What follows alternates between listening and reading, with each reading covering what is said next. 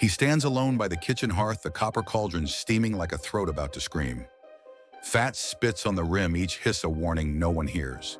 Richard Roose plain, freckled, unremarkable clasps, his ladle the way a knight might grip a sword, though no one will ever call him brave. Around him, the Bishop of Rochester's manor stirs with dawn servants, rattling pewter choir boys, yawning psalms courtiers, shaking off drunken dreams. They will remember none of that. What they will remember is the taste of broth that slides across their tongues like silk and then gnaws their gut like teeth. The legend insists roast meant murder. The records mutter uncertainty. Powder of Uy, as some said, a cheap purgative meant for pranks. Humanity loves a fool's misstep. Kings prefer a villain they can parade. Henry VIII, swollen with suspicion after miscarriages and plots, seizes the tail like a dog snatching a bone. If poison can seep through kitchens into noble veins, what is safe? So he bends Parliament as a blacksmith bends iron, heats it with rage, hammers it with fear, and forges a brand new crime: treason by poison. A cook's ladle becomes a rebel's dagger. Roose, unaware, ladles soup for the bishop's guests. Within hours, bellies cramp, mouths foam. 2 die, many writhe. The sheriff's men haul him out in chains still clotted with flour. He swears innocence, swears the spices were not his doing, swears himself hoarse, but the law has already shape-shifted around him. Lawyers quote the king's new statute before the ink dries. No jury, no mercy, no precedent, only boiling.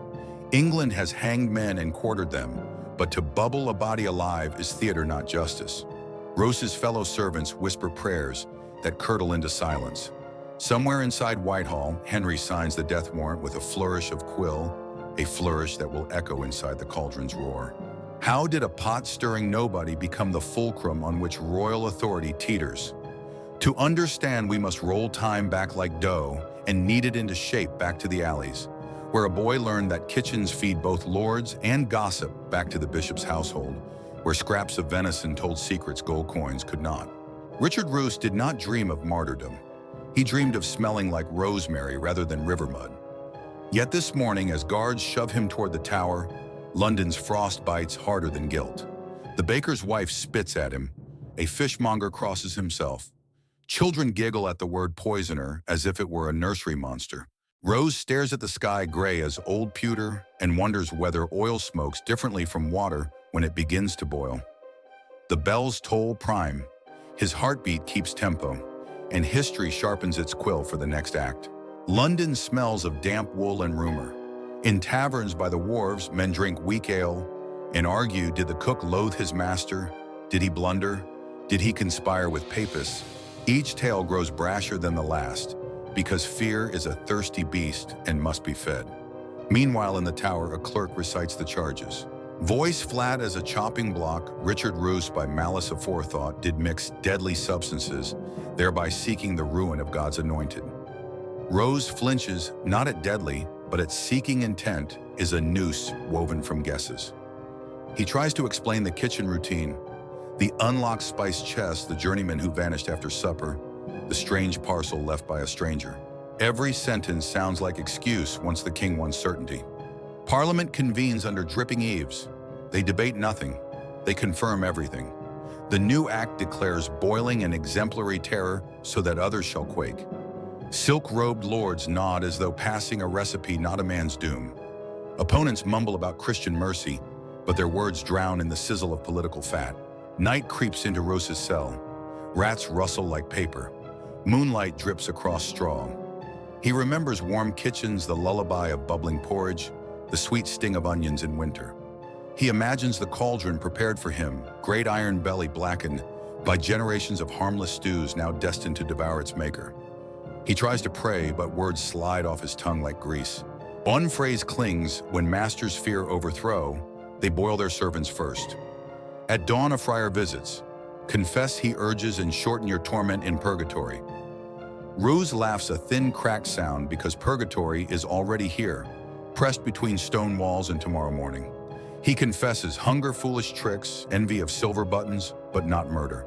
The friar sighs, scribbles, leaves. The cell door shuts with the finality of a lid. Somewhere above the Thames scaffolds creak, but this time no rope will swing. Tomorrow London will smell not of damp wool, but of flesh blanching in oil, and the city will learn that terror too can rust the soul.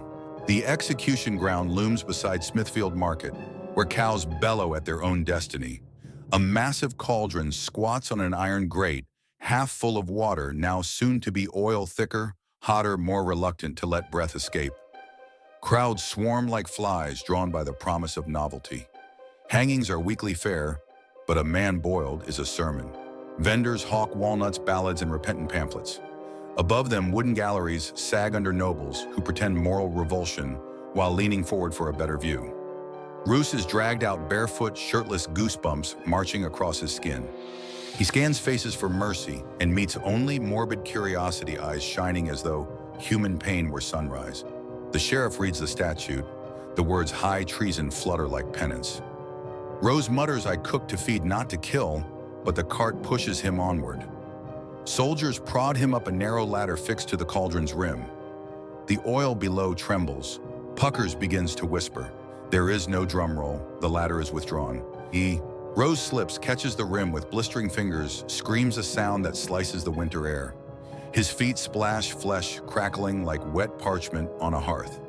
Steam erupts, carrying the stench of burning skin into the noses of nobles who gag behind perfumed kerchiefs. Some spectators faint, others cheer because cheering drowns conscience. Inch by inch, the soldiers force him lower with pikes. When oil reaches his waist, he howls his mother's name. When it reaches his chest, his voice is bubbles. Minutes stretch into grotesque eternity. Oil, unlike flame, denies quick release. It hugs, it clings, it persuades every nerve to sing its own requiem. Finally, Roose's head slips beneath. A final plume rises, and silence folds over Smithfield like a burial cloth. The crowd disperses, sickened yet thrilled, swearing to obey forever. Whatever law spares them such a fate. Henry VIII reads the reports that evening and smiles. His throne feels steadier. Justice, he tells himself, has been served scalding. But beyond palace walls, physicians whisper the bishop's sickness bore symptoms of spoiled meat, not arsenic. Chroniclers mark margins with cautious ink. Perhaps the cook was convenient. And in alehouses, common folk mumble a proverb newly minted. Trust not the pot, for the pot may judge treason. And so the tale begins to morph. Weeks pass. The cauldron cools, but dread stays hot. Cooks across England now serve meals with trembling hands. Some taste every dish first, as if poison were a rumor that fled upon licking lips. The new statute spreads like mold. Guild masters cite it to crush rivals. Aldermen invoke it to silence dissent. A widow who mixed herbs for healing stands trial because a magistrate's wife vomited after supper. She is spared boiling, yet spends years in irons. Fear is contagious, efficient, loyal to no crown once unleashed. Inside Henry's council chamber, advisors notice something peculiar. The more laws contort, the more subjects plot in shadow. A king may deter a traitor, but he cannot unboil a man. Foreign ambassadors whisper of a tyrant who flambés his cooks. Rome chuckles at England's barbarity, even while hosting its own inquisitions. Henry shrugs, let them talk. His real worry circles closer: Anne Boleyn's quick wit, Parliament's purse strings, the Pope's refusal to bend. So he crafts new edicts, each harsher than the last, each justified by the steaming ghost of Richard Roose. In taverns, the story mutates. Some swear Roose was framed by a jealous butler, others that the bishop himself staged it to curry royal favor. The uncertainty is the lesson, the moral vacuum where power floats free of truth. What remains certain is the spectacle. In the theater of power, facts are props. Terror is the script. Parents hush quarrelsome children with threats of oil. Preachers fold the cautionary tale into sermons on obedience. Yet now and then, late at night, a journeyman mason remembers the scream that pierced Smithfield and feels a rebellious shiver. If a cook can be treason, so can anyone. One spring dawn, a pamphlet appears on London Bridge ink, still damp, bearing a single line: "When kings fear broth, kingdoms burn." No one claims it. Guards tear it down, but copies bloom like dandelions between cobblestones. Henry orders an inquiry, none can be found. Terror breeds silence, but it also breeds subversive laughter. The pot may be scraped clean, yet its steam seeps through cracks. Years later, historians sift parchment and find contradictions at deathbed confessions that contradict court records, letters hinting the bishop's mistress doctored the pot to hide a pregnancy.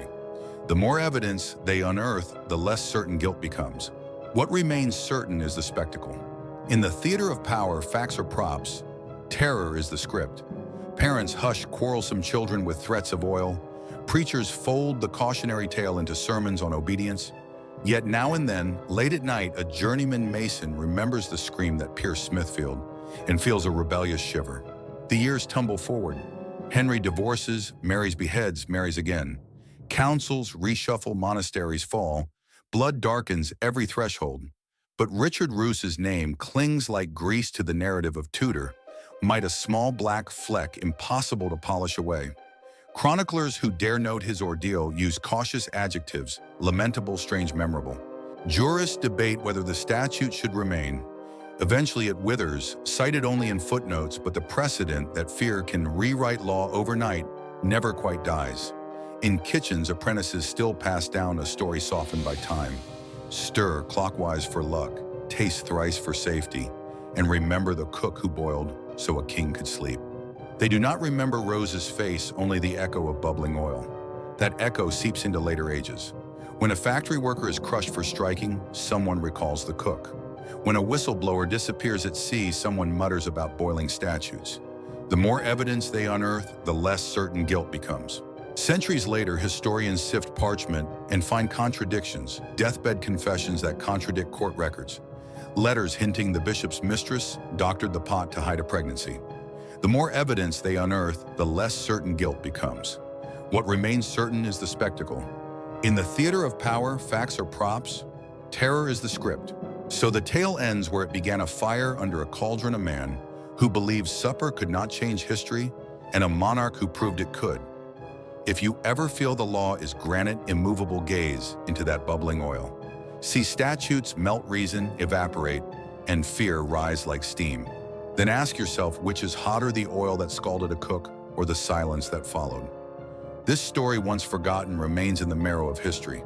The boiling oil, the sizzle of a man's end, are nothing compared to the tyranny that endures in silence. For in silence, fear grows roots. Fear sprawls like a slow poison, coursing through the veins of those who dare not speak. Richard Roose's body may have been boiled away, but the seed of his sacrifice, buried beneath centuries of royal rule, still stirs within the hearts of those who listen. It lies in the quiet rebellion of the oppressed, in the whispered warnings passed from generation to generation, cautioning against the abuse of power. Rose's death was not just an execution. It was the beginning of a myth, a story that still chills the spine of the fearful. The story lives on in shadows. It drifts through the cracks of castles, lodges, and the corners of streets where whispers spread faster than fire. It speaks to us in the present, reminding us that history, though forgotten, is never truly erased. What once seemed like a passing moment is now a mirror, a reflection of our own vulnerability. For we too stand on the precipice where fear can rewrite laws, twist justice, and silence truth. The cauldron might not burn us alive, but the flames of power can scorch just as deeply, leaving marks that linger far longer than we care to admit. The myth of Richard Roose, like all legends, adapts with time. It is told and retold, with each version darkening the tale further, each telling making it more monstrous. But in its core, the boiling oil remains a haunting symbol of a monarchy that chose fear over reason, spectacle over justice. Yet for all the dark romance of this tale, there is no denying its bitter truth. The king did not merely execute a cook.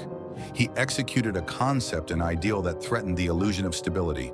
Rose unknowingly had become the scapegoat for an empire crumbling beneath the weight of its own paranoia. As history marches forward, the oil slowly cools, but the stains remain. The stains that speak of the past, of fear of power, of unchecked authority. The lessons once searing eventually fade into the shadows, but their power to control still lingers in the walls of the palaces, in the quiet steps of those who dare question the crown. For even today, in some distant corner of the world, there are those who still believe that fear is the only way to hold power.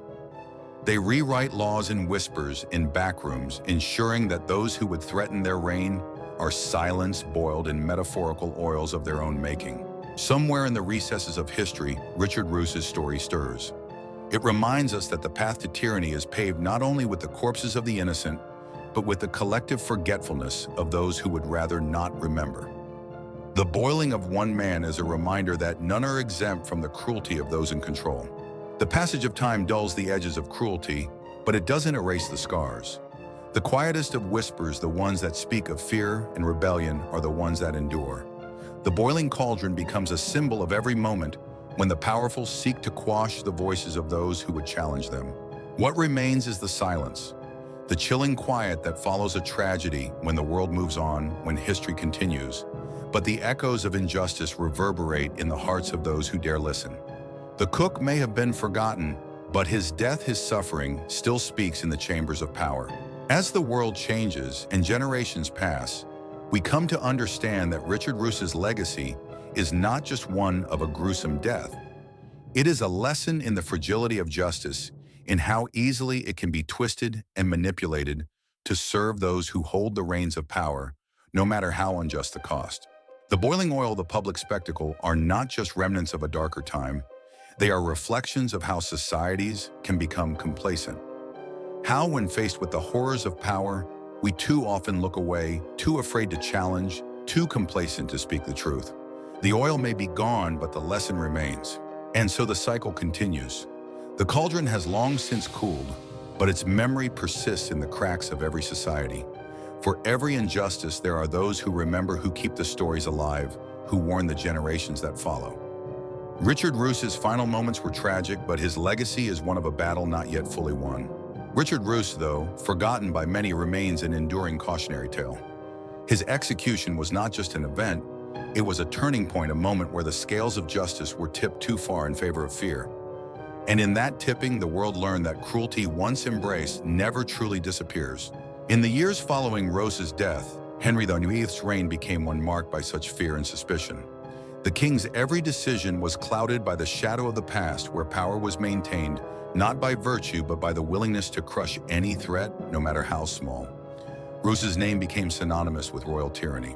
The courts would continue to dispense their own versions of justice, all steeped in the same poisonous brew of power and fear. Those who would speak out, those who would challenge the crown, learned the lesson from Richard Roose.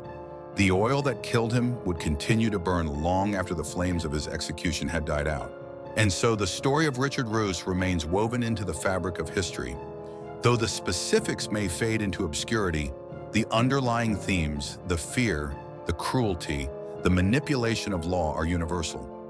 They are as relevant today as they were in the dark days of the Tudor monarchy.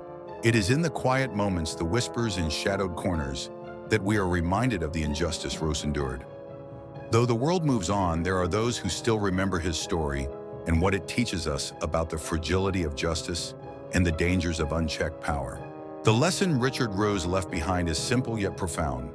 Power, when wielded in fear and anger, leaves destruction in its wake. And those who are willing to sacrifice the innocent to maintain their grip on control are not just ruling. They are poisoning the very foundation of their society. The oil that killed Richard Roose still bubbles in the hearts of those who are not afraid to confront injustice.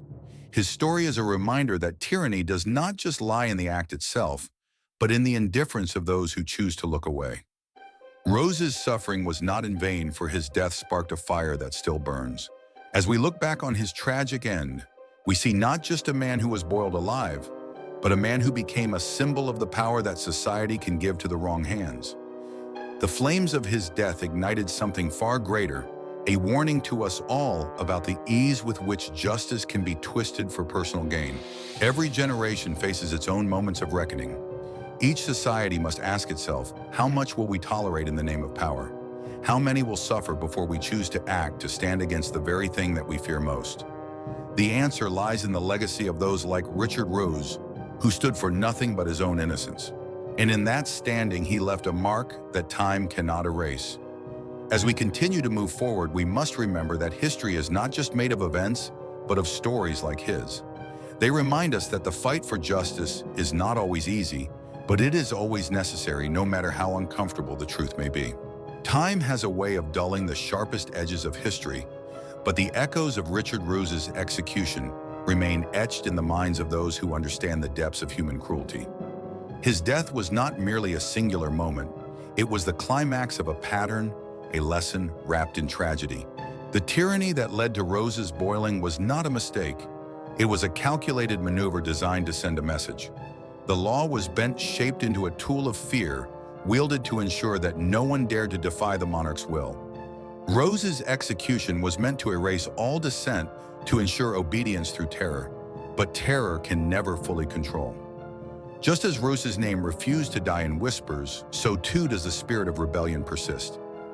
Each time an innocent is unjustly punished, the memory of his suffering stirs, reminding the world that silence in the face of cruelty is complicity.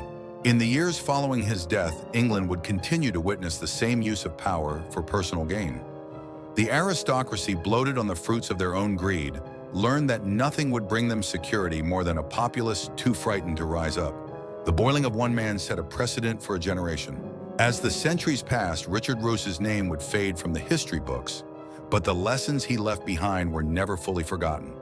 The narrative of power, greed, and fear remained etched in the stories of the oppressed, whispered in corners, and passed down through generations. There are always those who stand up in the face of injustice, who refuse to let the truth be buried in the cauldron's ashes. And even when they are silenced, their spirit lives on, carried in the memories of those who refuse to allow fear to rewrite history. In the darkness of history, the oil that boiled Richard Roose's body remains a symbol of the dangers of unchecked authority. It serves as a reminder that even in times of peace, the quiet atrocities committed in the name of control will always be carried forward by those who dare speak. Every tyrant, whether past or present, must know this history never forgets. The oil that bubbled in the cauldron serves as a testament to those who rose to challenge its heat, to those who refused to let their voices be drowned by the silence that followed cruelty. Richard Roose may have died in agony, but his death was not in vain. It left a mark on history, one that generations would study, reflect upon, and draw from when faced with the temptation to misuse power. His story is not one of an individual's suffering, but of a society soul-tested. And as we remember him, we must also remember that we are all bound by the same laws of power and justice. In each age, in each society, the cauldron waits to be filled by the choices we make, the laws we craft, and the willingness of our leaders to serve or betray their people. Roose's execution is a vivid reminder of the danger that comes when rulers forget that power is a responsibility, not a privilege. The boiling oil became the king's weapon of control, yet in wielding it, Henry VIII unknowingly sowed the seeds of distrust that would one day rot the foundations of his own reign. The spectacle of Roose's death was meant to suppress, to intimidate, but in truth, it did the opposite.